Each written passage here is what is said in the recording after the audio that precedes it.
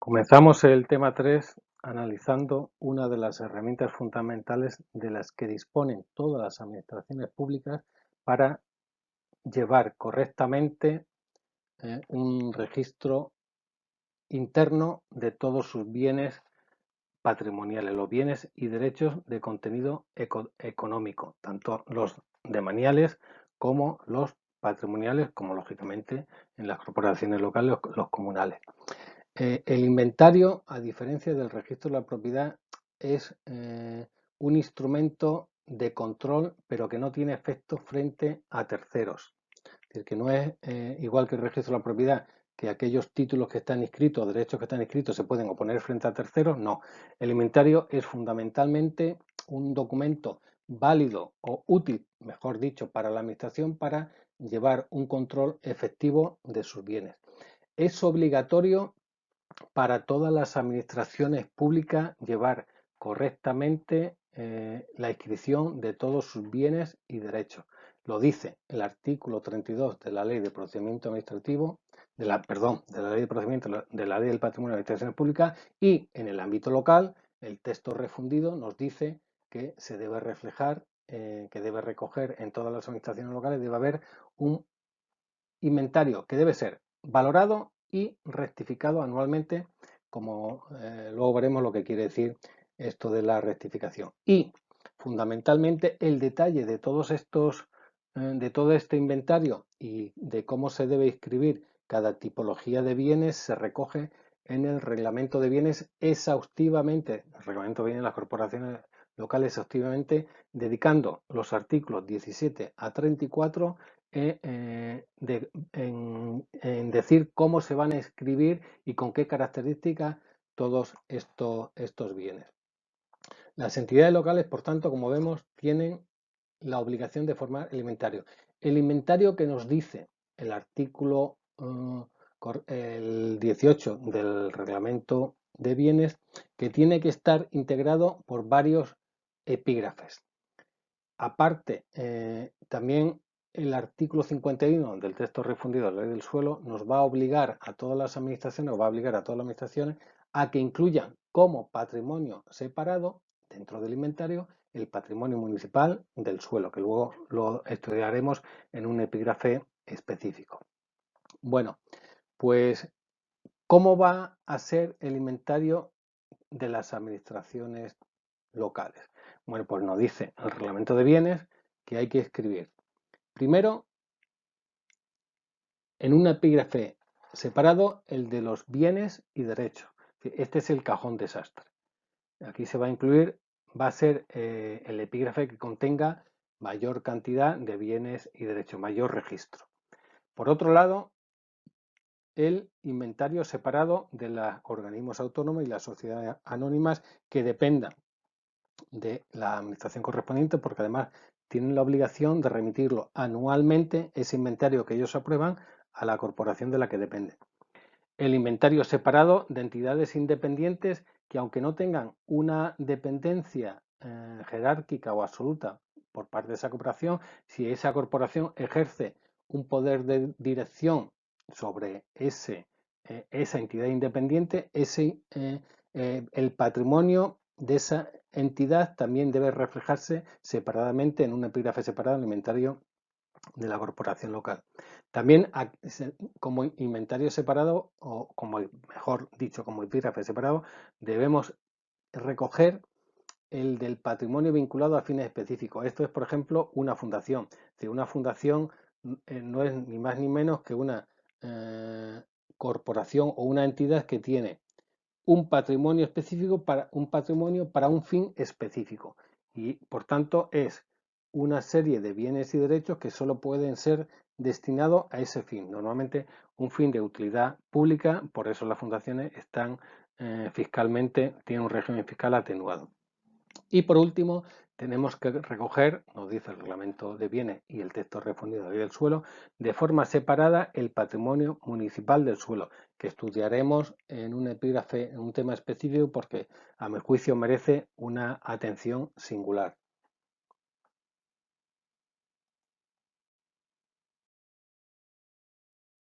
¿Cuál es la naturaleza jurídica del inventario? como decía al principio, no es similar a un registro de la propiedad, porque no tiene efectos frente a terceros. Nos dice el artículo 33.4, 33.4 de la Ley del Patrimonio de las Administraciones Públicas, que ese artículo, aunque no sea de carácter básico ni de aplicación general, sí de aplicación supletoria, que este tipo de inventario no tiene la consideración de registro público, sino que son registros que van a tener sobre todo efectos internos para una correcta gestión del patrimonio de esa administración y para una mejor definición de las políticas públicas. También para cumplir el principio de transparencia. Por eso los datos que se incluyen en el inventario, ni esa administración los puede hacer valer ni frente a terceros ni frente a otra administración, ni otra administración o un tercero pueden aprovecharse a lo mejor de las omisiones que tenga el inventario para coger o reclamar algún derecho a su favor. Es decir, no, los datos que figuran ahí en principio no tienen efectos para terceros. Los inventarios municipales deben ser, lógicamente, autorizados por el secretario de la corporación con el visto bueno del presidente. Y hay en un reglamento, en el reglamento general de la Ley de Contratos de Administraciones Públicas, por ejemplo, en el artículo 173, os lo cito como una curiosidad, se dice que cuando se recibe una obra de un bien inmueble, que por tanto tiene carácter inventariable, ese acta de recepción debe ir seguida de su incorporación al inventario y que ese director de obra acompaña el acta de recepción con los datos necesarios para incluir en el inventario lo que el reglamento de bienes nos exige que debemos incorporar como datos de los bienes inmuebles. Nos dice el artículo 18 del reglamento de bienes que el inventario debe tener una estructura, es decir, que debe contar de forma separada con distintos epígrafes. ¿Cuál es esa estructura según el artículo 18? Bueno, pues el primero de ellos debe figurar, como no podría ser de otra forma, el registro de los bienes inmuebles. Luego veremos con qué contenido. El de los derechos reales, derechos de servidumbre, de derecho de superficie, que sean, lógicamente, a favor de la administración. Los muebles de carácter histórico, artístico o aquellos muebles de considerable valor económico. Los valores mobiliarios, créditos y derechos que tenga la corporación frente a terceros. Los vehículos, los bienes semovientes, que luego veremos qué son. Los muebles corrientes, es decir, los que no son ni de carácter histórico-artístico ni tienen gran valor. Y fundamental, muy importante, y luego veremos por qué, los bienes y derechos revertibles para, lógicamente, tener un control absoluto de ese tipo de bienes, porque luego veremos por qué necesitamos tener un control absoluto.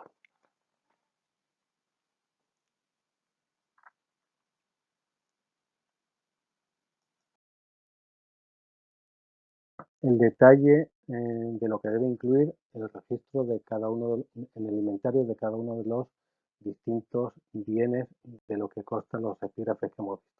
El de los inmuebles. ¿Qué es lo que nos dice el artículo 20 del reglamento de bienes que debemos incluir entre los datos de los bienes inmuebles en el inventario? Bueno, pues incluye multitud de información que debe incluirse. Yo os he destacado aquí lo que creo que es más importante, aquellas referencias que son más importantes, o por ejemplo el nombre. Lógicamente, si se conoce ese bien inmueble con un nombre, se puede reflejar para una correcta identificación. La naturaleza, es decir, si es rústico, si es urbano, en qué la situación en la que está, la superficie, si es una finca rústica, la superficie del suelo, y si es un bien inmueble, la superficie del suelo y la superficie construida. Y si tiene 4 o 5 plantas, pues la superficie construida será mayor. ¿En qué estado de conservación se encuentra ese bien inmueble? Lógicamente este dato se va actualizando anualmente. El número registral, es importante que ese bien inmueble esté correctamente reflejado, tanto en el inventario y en el inventario que esté correctamente reflejado el número registral, porque nos permitirá hacer un mejor control de ese bien inmueble y una mejor defensa de ese bien inmueble. Debemos reflejar el título de adquisición. ¿Por qué es importante? Porque a veces el título de adquisición, si es muy antiguo, a lo mejor no es un documento público, es decir, no es una escritura pública, sino es otro título de adquisición. Por tanto, si no es un documento público y a lo mejor no lo tenemos escrito en el registro de la propiedad, pues con ese título de adquisición lo podemos, a través del procedimiento judicial o administrativo correspondiente, o ponerlo cuando un tercero a lo mejor quiera reclamar ese bien. Yo, con ese título de adquisición, acreditando su antigüedad, puedo exigir el respeto de mi derecho. El destino de ese bien inmueble, ¿para quién lo utiliza? Un servicio determinado, la policía, bomberos, oficinas generales, una consejería, etc.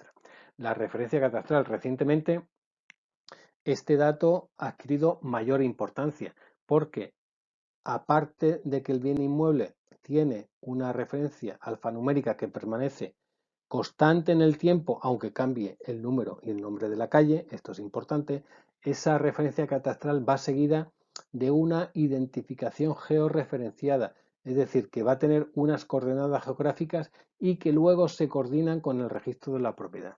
Por eso es importante esa referencia catastral, porque nos va a dar muchísima información sobre ese bien inmueble. Hay que incluir el coste de adquisición y el valor en venta. ¿Por qué se distingue? Lógicamente porque puede que yo hace 10 años el coste de adquisición fuese X y hoy en día se ha depreciado o aumentado su valor, por tanto puede ser menor o mayor. Por eso lo tengo que reflejar correctamente tanto un dato como otro para, lógicamente, ver también la amortización que ha tenido ese bien inmueble.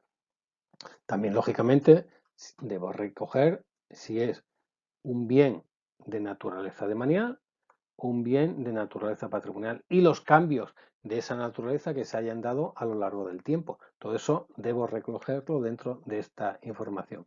Y, importante, si ese bien inmueble es de carácter histórico-artístico, contablemente lo tengo que reflejar, porque puede que este matiz del carácter histórico-artístico de este bien inmueble, protegido por la ley 16/85 del Patrimonio Histórico Español, puede que altere su valor, porque puede que el valor histórico-artístico no tenga nada que ver con el valor económico, quizás por su deterioro. Nos estamos refiriendo principalmente aquí, en el caso de inmuebles, a los inmuebles declarados BIC, bien de interés cultural, que están o monumentos, que están sometidos a un régimen jurídico muy peculiar o muy exhaustivo por parte de la Ley del Patrimonio, de Protección del Patrimonio Histórico Español.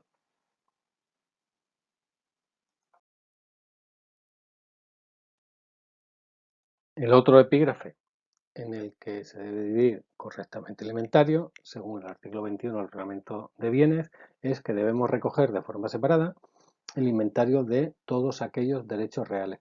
¿Qué son los derechos reales? Lógicamente son derechos sobre bienes inmuebles distintos al derecho de propiedad. Es decir, derecho de servidumbre de paso, derecho de usufructo, derecho de superficie, es decir, todos esos derechos de los que la corporación es titular distinto al derecho de la propiedad deben inscribirse. Deben inscribirse, ¿por qué?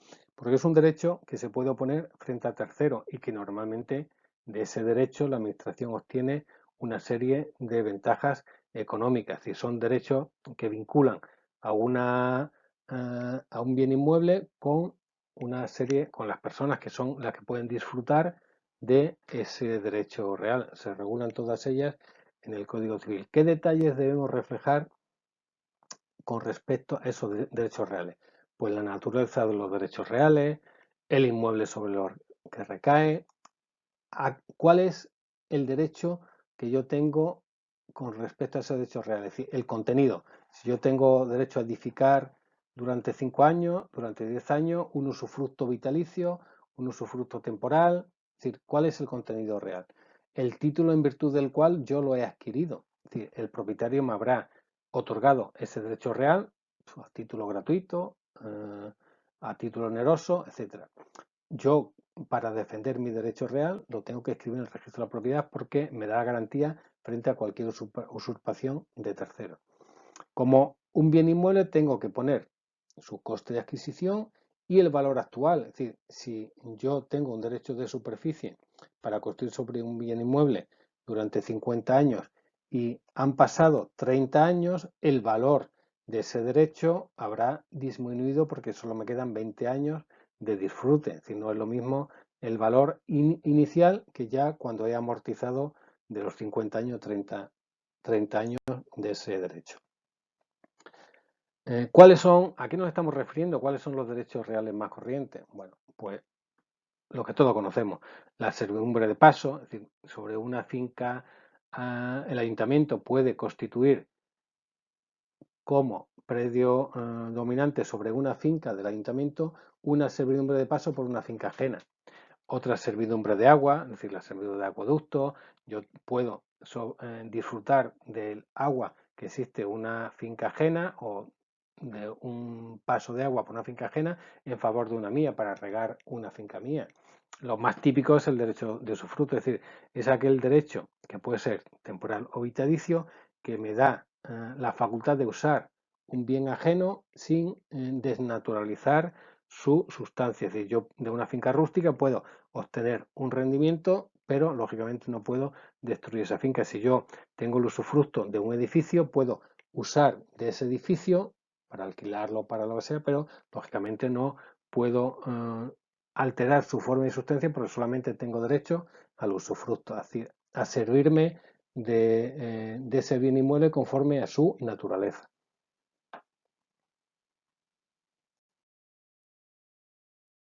Continuando con los distintos epígrafes de lo que debe costar un inventario, el artículo 22 del Reglamento de Bienes nos dice que debe figurar en epígrafe independiente el inventario de los bienes muebles, o no confundir, como pongo ahí, con mobiliario, porque bienes muebles pueden ser, como ahora veremos, varios tipos, de carácter histórico-artístico o de considerable valor económico.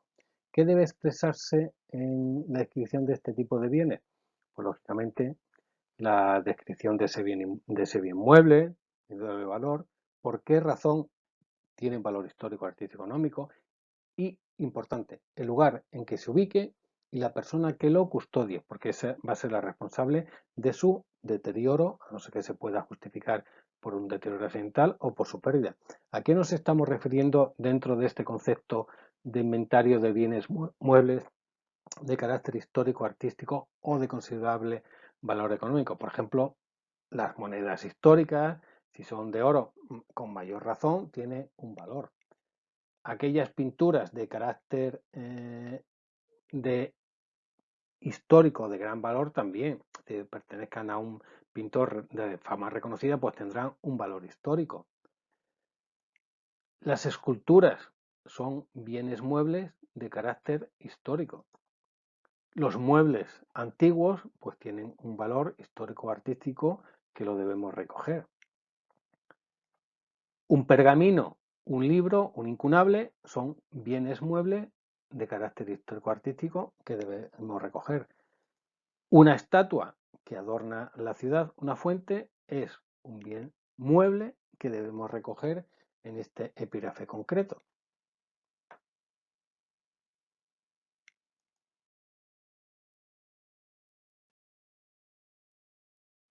En el siguiente epígrafe, según el artículo 23 del Reglamento de Bienes, debemos recoger los valores mobiliarios. Los valores mobiliarios, pues como todos conocéis, son acciones representativas del capital de una sociedad anónima o bonos o cédulas del Estado que representan un derecho de contenido patrimonial que tiene la administración en determinada sociedad. ¿Qué datos debemos incluir con respecto a estos documentos o estos valores en el inventario? El número de títulos que tenga. Si cada sociedad emite determinadas acciones representativas del capital, pueden ser 1000, 2000 y yo a lo mejor tengo 10 o 15. Bueno, pues esos 10 o 15 me dará derecho, determinados derechos. ¿De qué clase son? Es decir, la ley de sociedades anónimas tiene acciones de muy diversas clases. Acciones que te dan derecho a voto, acciones que no te dan derecho a voto, acciones que solo te dan derecho a obtener beneficios, en fin, el tipo de acciones que sea.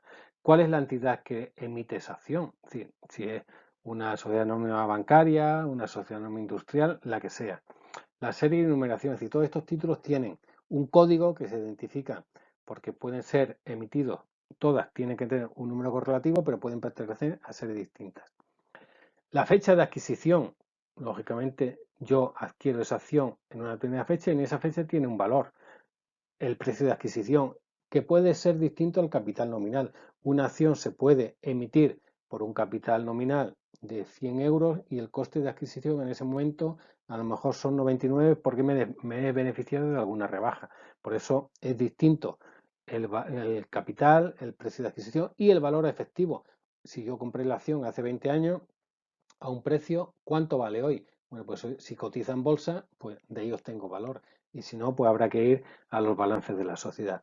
¿Dónde están depositadas esas acciones o esos títulos valores? En un banco, en una entidad, es decir, ¿dónde se recoge?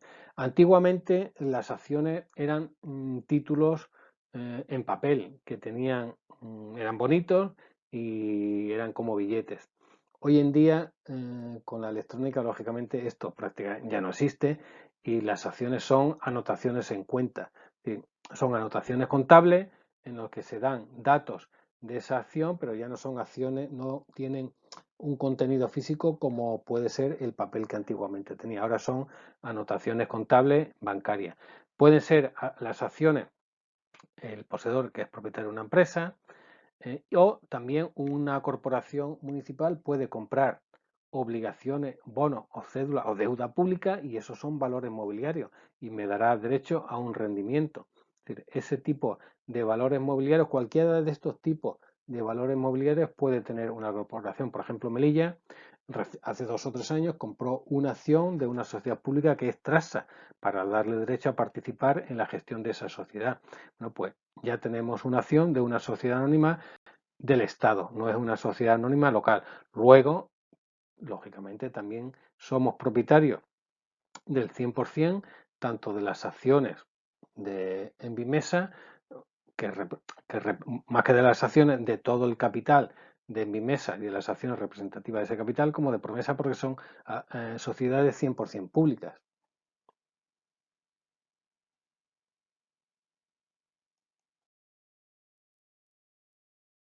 Otro de los epígrafes que deben incluirse es el inventario de los créditos y derechos personales de esa entidad, esa administración, ¿no? Esa entidad local, según el artículo 24 del Reglamento de Bienes.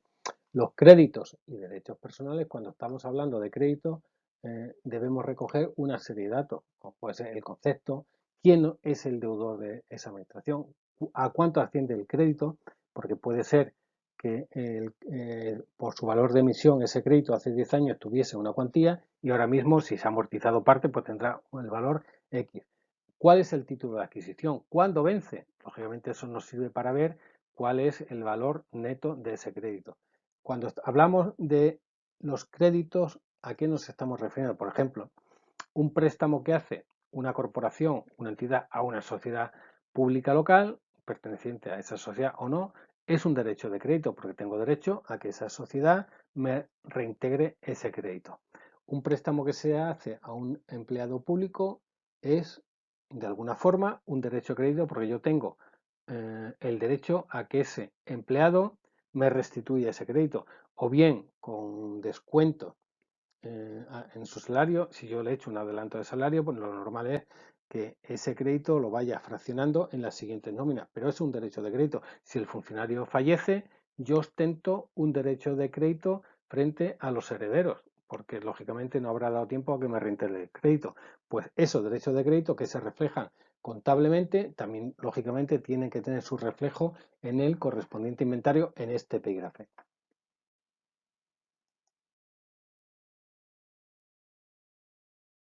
El siguiente epígrafe separado es el inventario de vehículos. Según el artículo 25, ¿qué se debe incluir?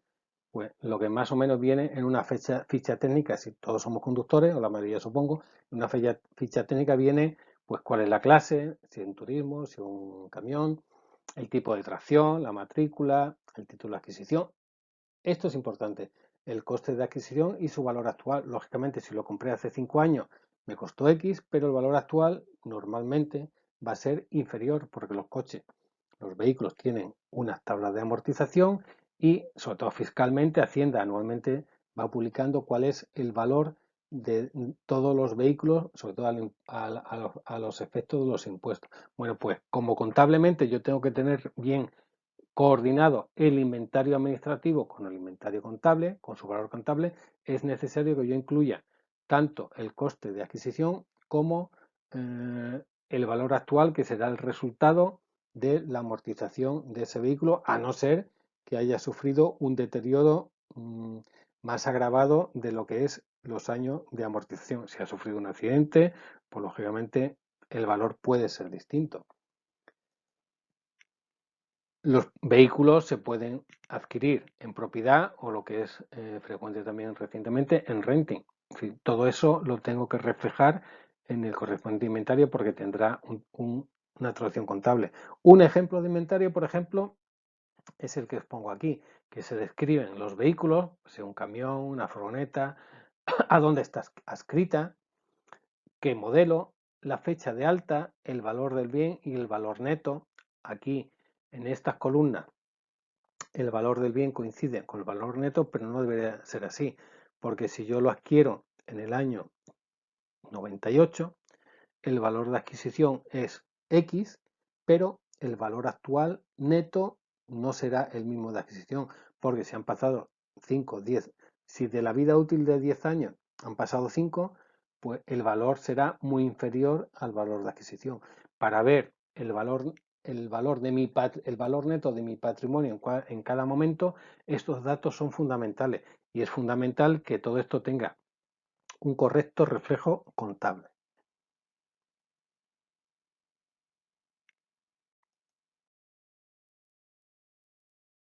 En el siguiente epígrafe, el artículo 26 del Reglamento de Bienes nos va a decir que hay que inscribir también o registrar en el inventario los bienes semovientes. ¿Qué son los bienes semovientes? Pues cuando vemos la descripción, enseguida nos vamos a hacer una idea de lo que son los bienes semovientes.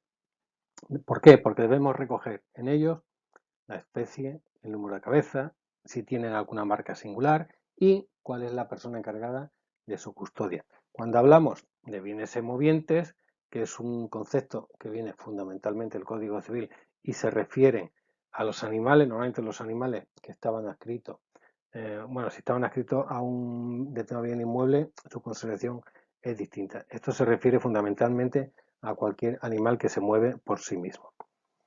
En el ámbito de una corporación local, ¿a qué nos estamos refiriendo? Por ejemplo, a un perro policía. Un perro policía es un bien semoviente. Los caballos de la policía local en algunos sitios son bienes semovientes, es decir, todos estos bienes deben recogerse correctamente en el inventario, porque forma parte también del patrimonio de esa administración. Un caballo tendrá un valor de adquisición, tiene lógicamente una vida útil y tendrá un valor neto. Igual que un perro policía tiene una vida, que es una amortización que hay que hacer en 12 o 15 años y tendrá un valor, puede haber tenido un valor de adquisición y tendrá hoy en día un determinado valor. Bueno, pues todo eso debe recogerse también en el inventario porque tiene que tener un registro contable. Tiene que estar coordinado con la contabilidad. ¿Qué otro epígrafe se recoge dentro del inventario?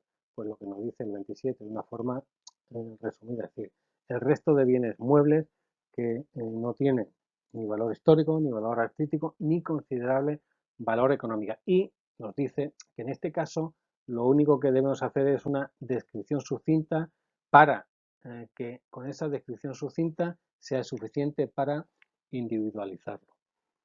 Es decir, una silla, una mesa, un equipo informático, hacer una descripción. Si hay varios de ese género, bueno, pues ponemos ordenador de tipo tal con estas características, 10, 15, 20. Eso es suficiente para incluirlo en el inventario. Luego, si queremos incluir una fotografía, pues esa documentación gráfica puede suplir apartado de la descripción. ¿Qué más debemos incluir o qué otros epígrafes constan en el inventario? Pues el de bienes y derechos revertibles. Cuando hablamos de bienes y derechos revertibles, el artículo 28 dice que estos sí deben hacerse también con un detalle suficiente en función de su naturaleza. sin perjuicio de que haya una remisión a otros documentos, a otras partes del inventario.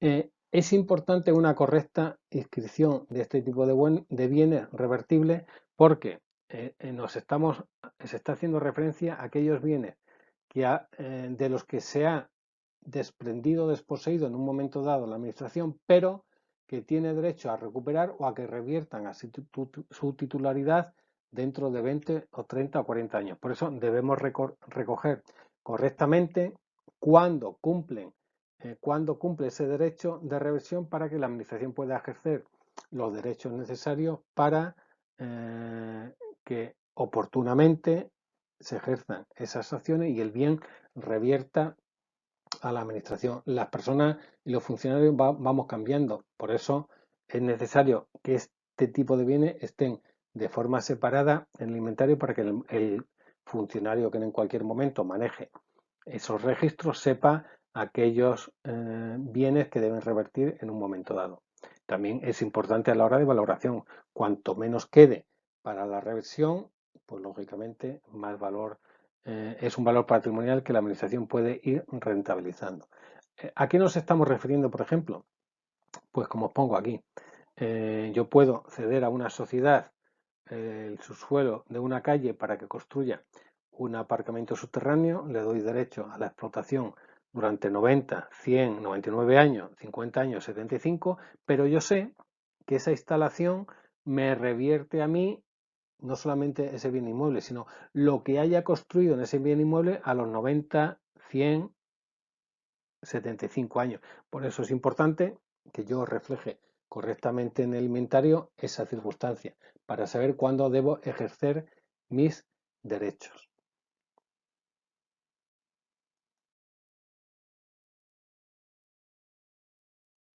La ficha que viene a continuación es importante porque está referida a las valoraciones de los bienes inventariables. Esto es importante porque, como veremos en el tema 6, el inventario de bienes y derechos de una administración debe tener su reflejo documental en este archivo, pero debe tener también su traducción contable. Ya veremos someramente en ese tema cómo hay que hacer esa traducción contable. Con respecto a la valoración de todos aquellos bienes y derechos, los artículos del reglamento de bienes que os pongo en esta presentación, 20, 21, 23, 24, 25, nos va a decir en cada tipología de bienes qué valor debemos incluir. Y está haciendo referencia siempre a un detalle importante, ¿eh? El valor actual. Es decir, eso es importante porque eso es lo que nos va a dar en un momento dado cuál es el patrimonio neto de esa corporación. Y sobre todo nos dice que aunque deba actualizarse anualmente y rectificarse, como luego veremos anualmente, como mínimo, cada cambio de corporación debería actualizarse los valores. ¿Para qué? Pues para que la corporación saliente vea en qué ha mejorado, si lo ha mejorado el patrimonio de la entidad o no, y la corporación entrante para que sepa cómo es la situación patrimonial que le deja la corporación saliente y pueda justificar cuando haya otro cambio de corporación si su gestión ha mejorado el patrimonio o no. Es importante que el inventario, que tiene que ser separado de cualquier otro archivo documental de la entidad, tenga un soporte suficiente. Antiguamente, cuando no existía el avance informático actual, el soporte documental era importante, igual que en el registro de la propiedad. Hoy en día, normalmente todo el inventario se lleva informáticamente. Por tanto, algunas referencias que a lo mejor hace el reglamento de bienes a soporte documental debemos entenderlo no soporte en papel, sino soporte un archivo informático es suficiente para cumplir el requisito del soporte documental. Como algunas características que nos dice el reglamento de bienes con respecto a esta documentación, pues nos dice que si se trata de bienes inmuebles, podemos levantar plantas de alzado, planos de planta, de alzado, con referencias topográficas. Si son bienes muebles, incluso podemos incluir fotografías autenticadas, son de gran valor. Y importante, lo que he dicho, repito, el inventario debe constituir un archivo independiente. No podemos mezclar todos aquellos documentos que formen parte del inventario con el resto de documentos que forman parte de otro tipo de expedientes. Es decir, que el reglamento viene está velando porque este tipo de inventario de archivo documental esté separado del resto para que su gestión pueda hacerse correctamente y pueda en cualquier momento saberse, acudiendo a ese archivo específico, cuál es la situación patrimonial de una entidad. Por ejemplo, en nuestra ciudad, los inventarios de bienes inmuebles pues tienen la descripción o la estructura que se ve en esta ficha amarilla, donde se describe de este bien inmueble, pues los linderos, la situación, si es de naturaleza patrimonial, si es de manial, el valor de adquisición, si se ha hecho alguna reforma, el valor actual, es decir, todo eso se incluye en esa ficha. Otros ayuntamientos, otras corporaciones un poco más avanzados, tienen fichas más actualizadas y ya completamente informatizadas, en la que incluso figura una fotografía y una serie de datos. Y lo que decía antes, ya incluyen en esa ficha también unos planos, tanto de alzado como de planta, lo que nos va a servir también para ver la evolución y las obras que yo hago en ese bien inmueble. Si he hecho una modificación y he cambiado la estructura de ese edificio o he cambiado la distribución, pues eso me va a servir para hacer un seguimiento de todas esas obras que yo he hecho y todos los cambios que ha habido en ese bien inmueble. Por último, vamos a ver en esta ficha a quién corresponde aprobar el inventario de una corporación local. ¿No? El artículo 34 del reglamento viene, lo dice bien claro, que es el pleno el que tiene la facultad de aprobar el inventario. No se requiere para ello mayoría cualificada alguna, es decir, una mayoría simple es suficiente. Y respecto a los inventarios separados, lo que nos dice el artículo 85 de la ley reguladora de base del régimen local es que simplemente se limita a imponer la obligación de que ese tipo de inventario de organismos autónomos, entidades públicas empresariales, tienen la obligación de anualmente remitirlo a la administración local de la que dependen. Y no dice nada si esos inventarios deben ser aprobados por el pleno de la corporación o deben ser aprobados por la entidad. Se entiende que si la entidad lo ha remitido, sus propios órganos de dirección habrán aprobado el inventario. Los inventarios, como hemos dicho, se actualizan. La ley te dice, el reglamento viene te dice, y el artículo 34 de la ley del patrimonio, que como es un documento vivo, un archivo vivo, debe, todas las modificaciones, las incidencias que ocurran, debe inscribirse en el inventario. El reglamento de bienes te dice que debería actualizarse anualmente. Claro, para corporaciones pequeñas esto puede ser una tarea ingente, pero como mínimo te dice lo que ya hemos visto, que anualmente habría que rectificarlo. ¿En qué consiste la rectificación? Lo que hacemos en la ciudad autónoma es que anualmente se da cuenta al pleno de las altas y bajas del inventario. Si yo he comprado un bien inmueble, pues a lo largo del año todos los bienes inmuebles o muebles que ya haya comprado, teóricamente los tengo que dar de alta. Si yo he vendido o dado de baja algún bien, lo tendré que dar de baja. Y esa rectificación, o si ha habido una rectificación, toda esa incidencia, yo debo dar cuenta del pleno para que las apruebe. No va a aprobar todo el inventario de la corporación en ese momento, pero por lo menos sí va a ir aprobando las altas y las bajas. Y lo que dice el reglamento de bienes, siempre que la corporación, que se produzca un cambio de corporación entre una corporación saliente y una entrante, se debe reflejar cuál es la situación del inventario. ¿Para qué? Lo que ya os he dicho antes. Para que la corporación saliente pueda justificar cuál es la gestión que ha tenido a nivel patrimonial, si el patrimonio, el valor neto del patrimonio ha variado o no, y la corporación entrante pueda justificar dentro de 4 años cuál es su gestión con respecto al patrimonio. Por eso es importante que por lo menos cada cambio de corporación se produzca esa comprobación inventarial.